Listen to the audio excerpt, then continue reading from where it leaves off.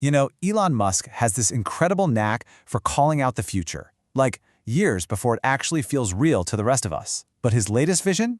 It's not about Mars. It's not about electric cars. It's about a world completely, and I mean completely, run by AI. And the craziest part? He thinks it's happening a lot sooner than any of us are ready for. So, okay, let's dive in and see what this future he's talking about actually looks like.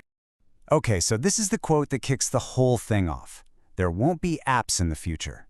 Just let that sink in for a second. No more apps. No more operating systems. I mean, think about your day. How much of it is just tapping on those little icons on your phone? Musk is basically saying that entire way we interact with technology, it's about to go extinct.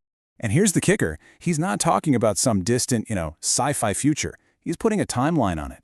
He predicts this massive fundamental shift is going to happen in just 5 or 6 years. Yeah, that's it.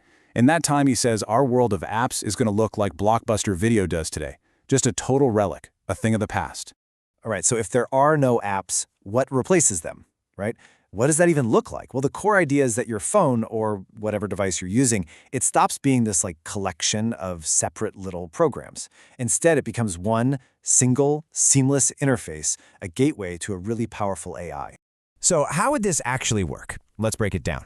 The idea is you'd have a smaller, more lightweight AI right there on your device, and it would be constantly talking to a huge, super powerful AI up on a server somewhere. And here's the cool part. It wouldn't just sit there waiting for you to tell it what to do. It would actually anticipate what you need and just generate it for you.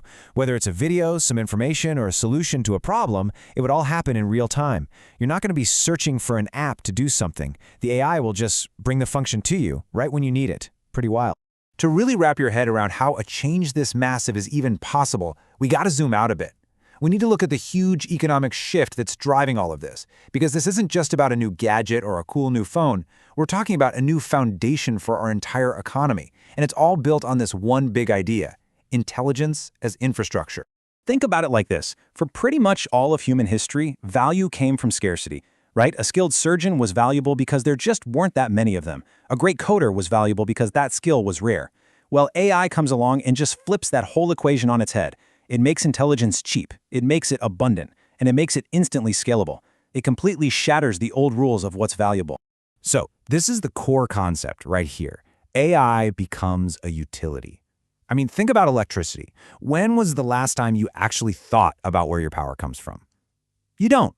You just plug something into the wall and it works. That's it. Well, AI is on the exact same path. It's becoming that same kind of invisible, totally essential infrastructure that just powers everything in the background. Okay, so if intelligence is the new electricity, what does that mean for human jobs? This is the point where this whole abstract, theoretical conversation gets very, very personal. And, well, the numbers are pretty staggering. 300 million. This number comes straight from a Goldman Sachs analysis, and it represents the number of full-time jobs worldwide that could be exposed to automation by AI. Now, it's important to know, exposed doesn't mean instantly vaporized. It's not like all these jobs disappear overnight, but what it does signal is that a massive, massive disruption is already happening. But it's so crucial to understand how this actually happens. It's not like a robot walks in one day and says, "Hey, this is my desk now." It's way more subtle than that. It happens in stages.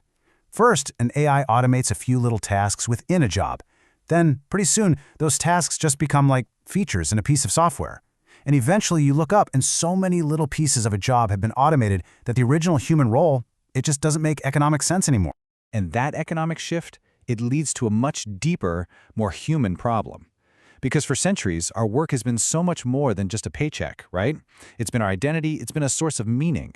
So, what happens when that anchor is just gone? Yeah, there's actually a term for this. Sociologists call it identity anchoring, and it makes total sense. Think about it. When you meet someone new, what's one of the first questions you ask? So, what do you do? Your job title becomes this shorthand for explaining who you are, what you're about, where you fit in. And AI is threatening to pull that anchor right up out of the ground for millions and millions of people. And this, right here, is the question that just hangs over this entire conversation. It's so much bigger than just economics. If your job isn't who you are, then what is? If that thing that has defined us for generations just vanishes, what do we use to define ourselves next? Now, one of the biggest solutions people talk about, at least for the economic side of the problem, is something called Universal Basic Income, or UBI. The idea is pretty simple, really. You provide a safety net, a guaranteed income for everyone that covers their basic needs. This would free people from having to work just to survive. But here's the thing.